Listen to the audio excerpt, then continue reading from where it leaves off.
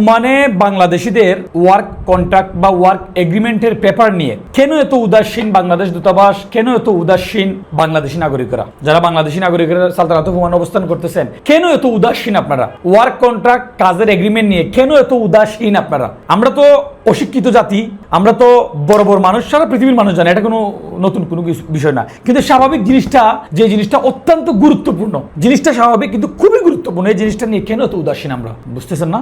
বুঝাই বলতেছি। Philippines, India, Sri Lanka ভিসার চেয়েও গুরুত্বপূর্ণ সহকারে একদম যাচাই বাছাই করে উকিল দিয়ে প্রশাসনের মাধ্যমে একটা সম্পূর্ণ টিম থাকে যারা শুধু ওয়ার্ক এগ্রিমেন্ট গুলো অ্যাপ্রুভ দেয়। ওমানে নতুন যারা যাবে, অলরেডি ওমানে যারা আছেন, প্রত্যেকের একটা এগ্রিমেন্ট আছে সালতানাত ওমানের শ্রম মন্ত্রণালয়ের সাথে এগ্রিমেন্ট আছে। আপনি জানেন না, দেখেন আপনার ভিডিও দেখতেছেন তো আপনি জানেন না, কিন্তু আপনার এগ্রিমেন্টে কি আছে না আছে, কয়দিন ছুটি আছে, কত বেতন আছে জানেন না আপনি? মেয়ে চাওয়াবাজি করে লাভ আছে 100 জনের মধ্যে 5 জনে জানেন। কিন্তু ইন্ডিয়ানি, শ্রীলঙ্কানি, নেপালি, পাকিস্তানি না, ফিলিপিন্স যারা আছে এদের থেকে একটু খবর নেন, জান খবর নেন, ফ্রেন্ড আছে তো জিজ্ঞেস করেন তোর ওয়ার্ক পারমিট সম্পর্কে তুই কি জানোস? বলবে আমি সব জানি, কয়দিন ছুটি, কয়দিন বেতন, কত বেতন, কবে বেতন, কয় তারিখ বেতন, মেডিকেল কার, ইন্স্যুরেন্স কার, সব জানি, কিন্তু আপনি জানেন না। এই একমাত্রই উদাসীনতার কারণেই বাংলাদেশিরা নিপীড়িত, নির্যাতিত, অধিকার থেকে বঞ্চিত। সো বাংলাদেশ দূতাবাস, বর্তমানে বাংলাদেশ দূতাবাসের যে স্যার যারা কাজ করতেছেন, labour councillor Rafiul sir, fantastic, is doing very well, no doubt man, একদম মানে খুব ভালো করতেছে। এবং বর্তমানে যে আমাদের অ্যাম্বাসেডর স্যার আছেন, উনিও খুবই দারুণ কাজ করে যাচ্ছে, বিশেষ করে পাসপোর্ট বা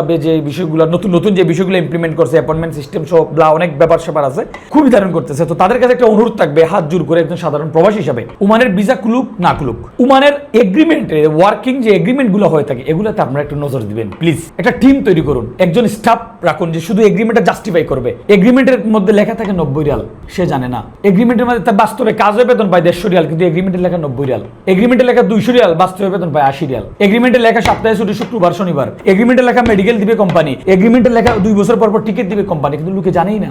এগ্রিমেন্টের মধ্যে লেখা 1 থেকে 3 তারিখের ভিতরে বেতন ক্লিয়ার হবে, লোকে 3 মাস কাজ করে বেতন পায় না, অধিকার থেকে বঞ্চিত। শ্রম মন্ত্রণালয় গেলে কিছু বলতে পারে না, কারণ এগ্রিমেন্টে লেখা 60 রিয়াল বেতন। তো প্রিয় এম্বাসি, প্রিয় দূতাবাস, প্রিয় রাফিল স্যার, প্রিয় আমাদের বর্তমান অ্যাম্বাসেডর স্যার, প্লিজ আপনারা এগ্রিমেন্টের বিষয়টা নিয়ে একটু নজর দেন। এগ্রিমেন্টের বিষয় দিয়ে একটু নজর দেন, আমাদের বাংলাদেশে অধিকাংশ মানুষের সমস্যা শেষ হয়ে যাবে, অধিকাংশ 100% শিওর।